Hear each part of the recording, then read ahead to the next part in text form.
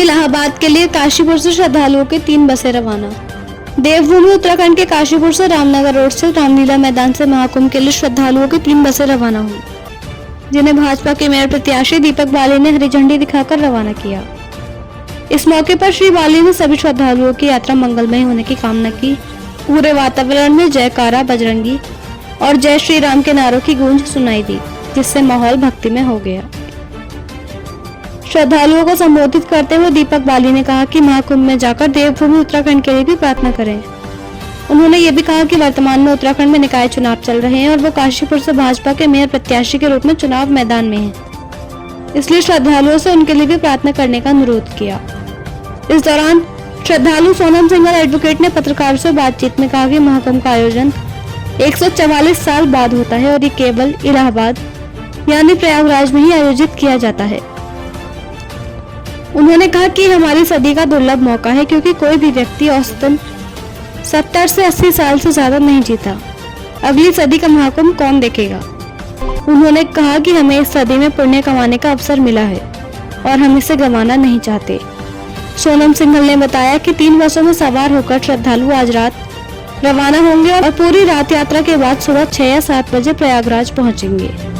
वहां पर मुख्यमंत्री योगी आदित्यनाथ द्वारा की गई व्यवस्थाओं का अनुभव करेंगे।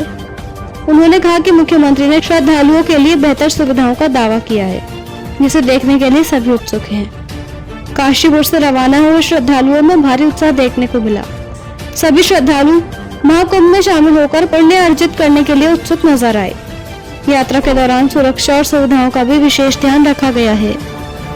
काशीपुर से मोहम्मद नफीस की रिपोर्ट।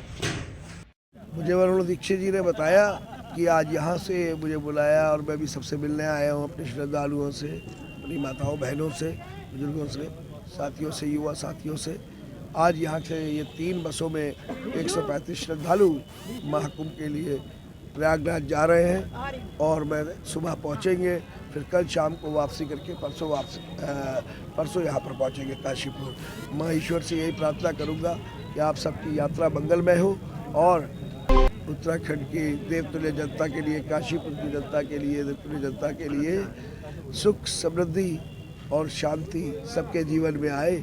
इस नाम की भी एक डुबकी लगाएं, मैंने यही कहा है।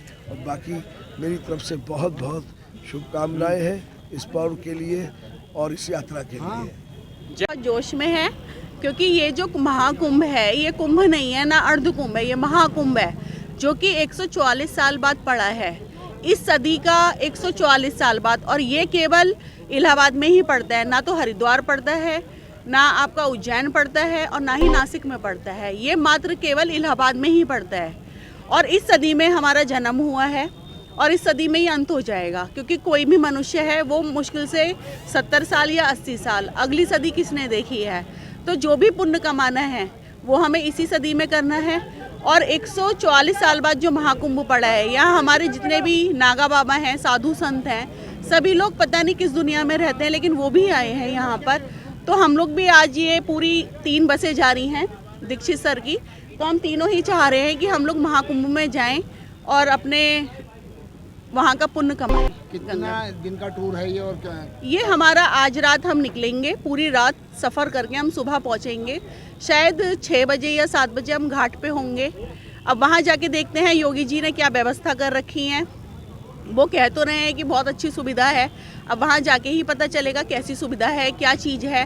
देखते हैं कितने बजे घाट पे पहुँचेंगे और कितने बजे शाम को हम लोग चल देंगे 5 बजे करीब। हाँ, 1 दिन का टूर है कल का।